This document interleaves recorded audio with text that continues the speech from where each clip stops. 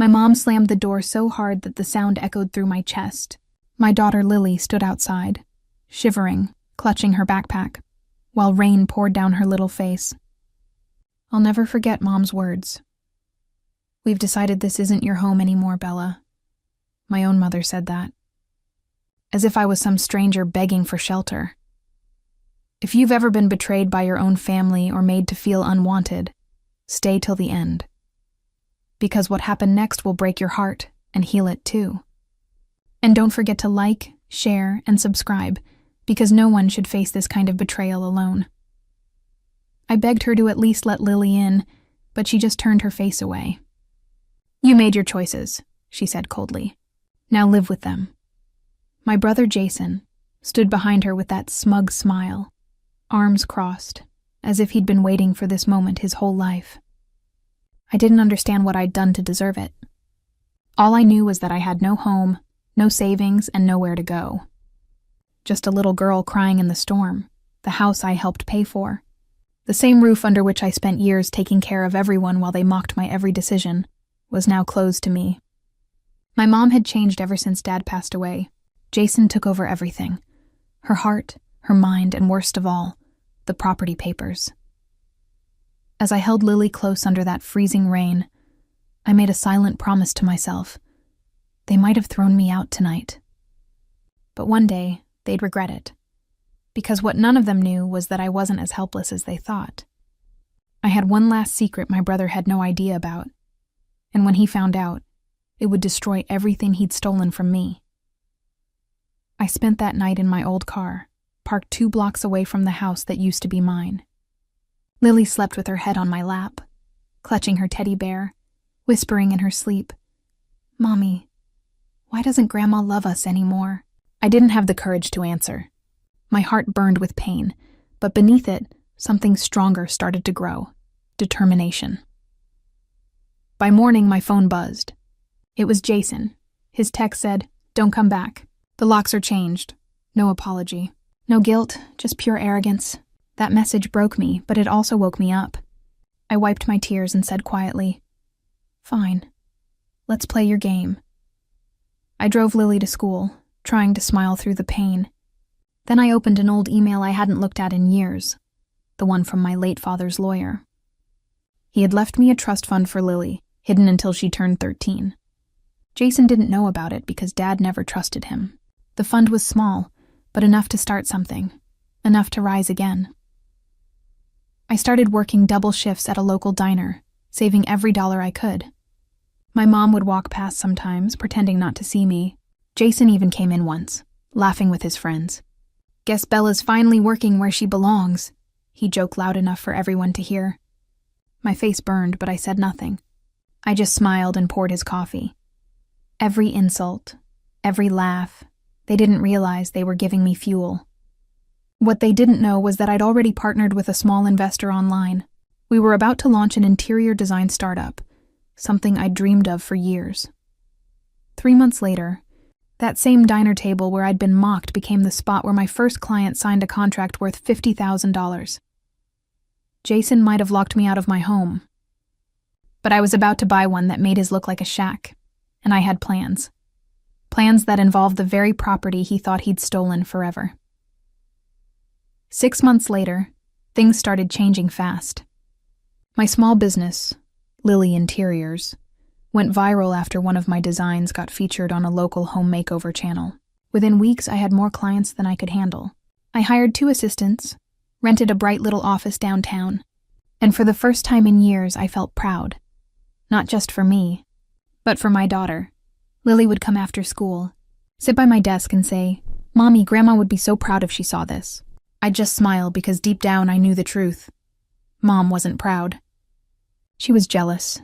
It didn't take long before Jason found out. He showed up at my office one afternoon, fake smiling like he used to when he wanted something. "Bella," he said, sliding his hands into his pockets. "I heard you're doing well. Thought maybe we could, work together." I stared at him for a second, remembering every cruel word, every night in that car, every tear Lily cried. Then I said softly, "Work together? You mean after throwing us out like garbage?" He chuckled, trying to act calm. "Oh, come on." That was Mom's decision. You know how she is. But I could see it. His eyes flickered with fear. He wasn't here for peace. He was here because he needed something. I leaned back in my chair. "Jason, what's really going on?" he sighed. "Fine. The property's under legal review. Turns out Dad's old will isn't valid. There's talk that you might still have claim to half the estate. I was hoping we could settle this quietly." I smiled, but inside my heart was pounding. So that was it. Karma had finally arrived. "You threw me out of that house, Jason," I said slowly. "But now you're standing in my office asking for help." He shifted uncomfortably. "Look, Bella, don't make this ugly. Let's just figure something out before Mom finds out." But I had already figured something out, and this time, it wouldn't end quietly. Because my next move would change everything they thought they owned. That night, I sat in my living room, the one I'd bought with my own money, and stared at the glowing city skyline. The same city where I'd been humiliated, thrown out, and left in the rain, was now the one where I stood back on my feet. But I wasn't done. Jason and Mom still thought they could twist the law, pretend the house and Dad's company belonged only to them. They had no idea what was coming. The next morning, I walked into the law firm that had once handled my father's estate. The receptionist's eyes widened when I introduced myself. "You're Mr. Thomas's daughter?" she asked. "He always spoke highly of you." Hearing that made my throat tighten. Dad had always believed in me when no one else did. I explained everything. How Jason and Mom had pushed me out, how I'd found the old trust file. The lawyer listened quietly, then said the words that changed everything. "Bella, your father's secondary will was never revoked. You're still listed as a 50% beneficiary. We can reopen the case." It felt like electricity surged through my veins. After months of pain, there it was. Proof that I was never powerless. "Do it," I said firmly. "Reopen everything." Over the next few weeks, the investigation began. Letters were sent. Calls were made. My brother tried to block it, but he couldn't. One evening, I got a call from Mom, her voice shaking. "Bella, why are you doing this?" "You're tearing the family apart," I almost laughed. "You tore it apart the day you threw me and Lily into the rain," I said quietly. "I'm just putting it back where it should have been." Jason started panicking. He showed up at my new house trying to play the caring brother again. "Bella, listen. Lawyers are expensive. Let's settle. I'll give you $50,000. Cash." I stared at him, remembering how he once mocked me for working at a diner. "Jason, you couldn't buy back what you took from me if you sold your soul," he smirked. "You think some legal papers will change anything? Mom's on my side." "Then maybe you should tell Mom to get ready for court," I said, handing him a sealed envelope. "You've been served." His face went pale. "You're suing your own family?" I stepped closer. "You stopped being my family the night you left my daughter crying in the rain." Weeks later, the courtroom was packed. Mom refused to look at me. Jason sat with his lawyer, whispering angrily. When the judge entered, silence filled the room. The lawyer representing me stood up, calm and confident. "Your Honor," he began. "The late Mr. Thomas left 2 wills. The second one, which was hidden and undisclosed by the defendants, clearly names his daughter Bella as an equal owner of the estate." Gasps spread across the courtroom. Jason's lawyer fumbled through papers. My mom's face went pale. The judge nodded. "If this is verified, the property and assets must be legally divided." Jason jumped up. "That's impossible. That document was signed and notarized," my lawyer interrupted, "by your father himself."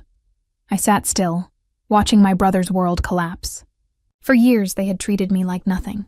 But now, in front of everyone, the truth was being spoken, and there was nothing they could do to stop it. By the time the hearing ended, half of everything my father owned, including the house they threw me out of, was legally mine. When I walked out of that courtroom, the reporters waiting outside shouted questions, cameras flashing. But all I said was, I never wanted revenge. I just wanted what was right. Still, deep down, I couldn't deny it. Seeing Jason's defeated face was the sweetest justice I'd ever felt.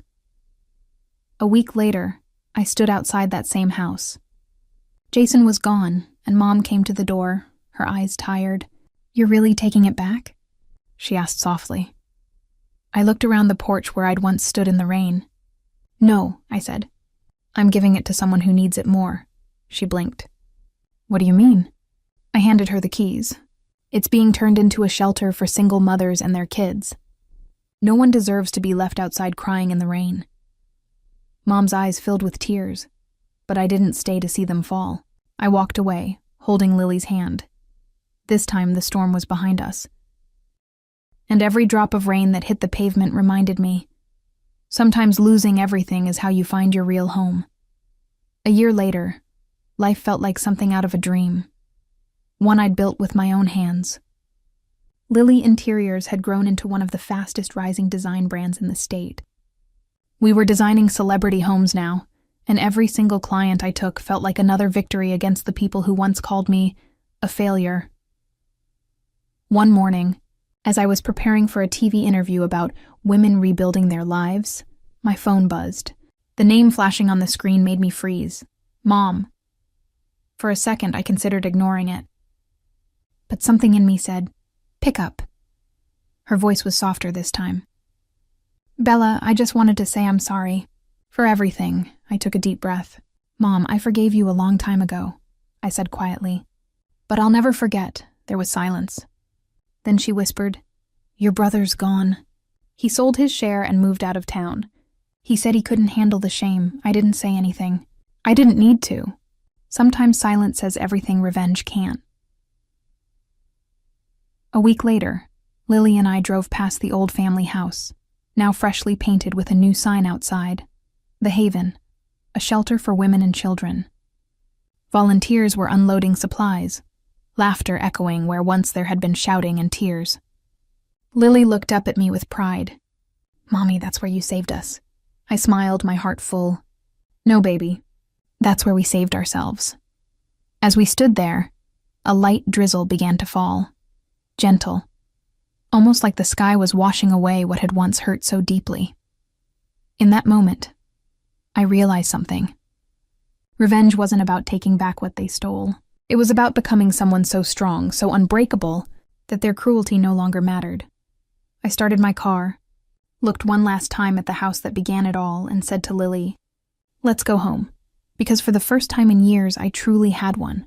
Sometimes the best revenge isn't proving them wrong. It's rising so high that their betrayal becomes the reason you found your wings.